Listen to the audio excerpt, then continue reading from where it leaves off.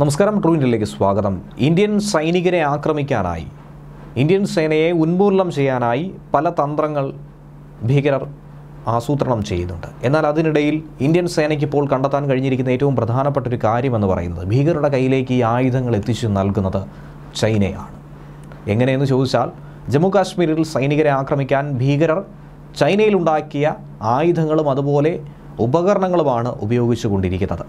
റിപ്പോർട്ടുകൾ സൂചിപ്പിക്കുന്നതനുസരിച്ച് അവരുടെ ആശയവിനിമയത്തിന് പോലും ഉപയോഗിക്കുന്നത് ചൈനീസ് ഉപകരണങ്ങളാണ്. ജെയ്ഷെ മുഹമ്മദ്, ലഷ്കർ-ഇ-തയ്യിബ ഭീകര സംഘടനകളാണ് സൈന്യത്തെ ആക്രമിക്കാൻ ചൈനീസ് ആയുധങ്ങൾ തന്നെ ഉപയോഗിച്ചുകൊണ്ട് ഇങ്ങനെയുള്ള നീക്കങ്ങൾ നടത്തുന്നത്. ഒപ്പം ബോഡി സ്യൂട്ട്, ക്യാമറകൾ, ആശയവിനിമയ ഉപകരണങ്ങൾ എന്നിവയൊക്കെ തന്നെ ഇവർ ഉപയോഗിക്കുന്നു എന്നും രഹസ്യാന്വേഷണ ഏജൻസി വൃത്തങ്ങൾ പറയുന്നുണ്ട്.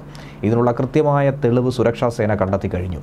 ചൈനീസ് സഹായം വെളിവാക്കുന്ന 3 വലിയ ഭീകരാക്രമണങ്ങൾ ഈ വർഷം നടന്നിരുന്നു.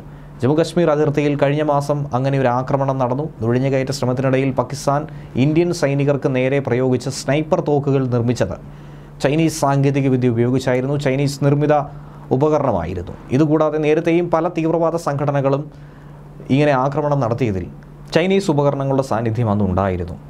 തീവ്രവാദ സംഘടന പുറത്തുവിട്ട ചിത്രങ്ങൾ ചൈനീസ് നിർമ്മിത ക്യാമറകളിലെടുത്തു എന്ന് മനസ്സിലാക്കാൻ കഴിഞ്ഞിട്ടുണ്ട്. ഇത് എഡിറ്റ് ചെയ്തും മോർഫ് ചെയ്തുമൊക്കെ തന്നെയാണ് പുറത്തുവിട്ടിരിക്കുന്നതെന്ന് മനസ്സിലാക്കാൻ കഴിയുന്നുണ്ട്. ആശയവിനിമയത്തിനായി ഉപയോഗിക്കുന്ന ഉപകരണങ്ങളും ചൈനീസ് നിർമ്മിതമാണ്.